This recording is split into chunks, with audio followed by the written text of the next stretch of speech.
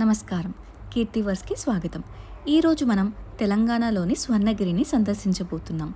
ఈ ఆలయం తెలంగాణ భువనగిరిలో ఉంది. హైదరాబాద్కి సుమారుగా 47 కిలోమీటర్ల దూరంలో ఉంది. లోపలికి వెళ్ళాక మనకి రైట్ సైడ్లో పార్కింగ్ ఉంటుంది. అక్కడ మన వెహికల్ని పార్క్ చేసుకోవచ్చు. ఈ ఆలయం మొత్తం 22 ఎకరాల విస్తీర్ణతలో నిర్మించబడింది. ఈ టెంపుల్ అయితే చాలా పీస్ఫుల్గా ఉంది. ఇవి స్వామివారి పాదాలు. ఇక్కడ మొదటిగా పూజ చేసుకుని లోపలికి వెళ్ళాలి. చాలామంది భక్తులు రూపాయి కాయిన్స్ని నిలబెట్టి తమ కోరికని కోరుకుంటున్నారు. మెట్లు ఎక్కేటప్పుడు మనకి పక్కన విష్ణుమూర్తి యొక్క దశావతారాలని విగ్రహాలను అయితే పెట్టడం జరిగింది. మెట్లు ఎక్కగానే మనకి లెఫ్ట్ సైడ్లో టికెట్ కౌంటర్ ఉంటుంది. భక్తులందరూ కూడా అక్కడ దర్శనం టికెట్ తీసుకోవాల్సి ఉంటుంది. ఒక్కొక్కరికి 50 రూపాయలు అయితే ఉంటుంది. అలానే ప్రత్యేక దర్శనాలు కూడా ఉన్నాయి.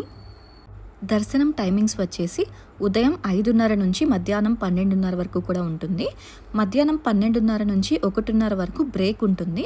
మళ్ళీ 1:30 నుంచి 9 వరకు కూడా ఆలయం అనేది భక్తులకి ఓపెన్గా ఉంటుంది.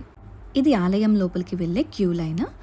పెద్ద సంఖ్యలో భక్తులు వచ్చినా సరే సరిపోయేలాగా ఏర్పాటు అనేది చేశారు. లోపలికైతే మనకి ఫోన్ అనేది ఎలవ్ లేదు. ఇక్కడ పక్కనే క్యూ లైన్ పక్కన కౌంటర్స్ ఉంటాయి. అక్కడ టికెట్ తీసుకుని ఫోన్ అనేది అక్కడ పెట్టాలి. టికెట్ ప్రైస్ వచ్చేసరికి 5 రూపాయలు. ఇప్పుడు మనము లోపలికి వెళ్ళి దర్శనం చేసుకుని వద్దాం. దర్శనం చేసుకుని బయటకి వచ్చాక ఇక్కడ మనకి ప్రసాదం కౌంటర్ ఉంటుంది. లడ్డూ ప్రసాదం అయితే 50 రూపాయలు. టేస్ట్ అయితే చాలా బాగుంది. పక్కనే మనకి 40 అడుగుల భారీ హనుమాన్ విగ్రహాన్ని అయితే ఏర్పాటు చేశారు. 2016లో నిర్మించబడిన ఈ ఆలయం చోళ, విజయనగర, చాళుక్య, వల్లభ శిల్పకళా సాంప్రదాయాల్ని కలిపినదిగా ప్రసిద్ధి. ఈ హనుమాన్ విగ్రహం ఎదురుగానే మనకి శ్రీ జలనారాయణ స్వామి సన్నిధి ఉంది. నీటిలోనే స్వామివారు మనకి దర్శనం ఇస్తారు. అనంత పద్మనాభ స్వామి ఏ రకంగా అయితే ఉంటారో ఇక్కడ కూడా నీటిలో అలానే విగ్రహం ఉంటుంది. ఈ మండపం ఎంతో అద్భుతంగా కళ్ళు చెదిరిపోయేలాగా ఉంది. అన్న సమారాధన, కళ్యాణ మండపాలైతే ఇంకా కన్స్ట్రక్షన్లోనే ఉన్నాయి.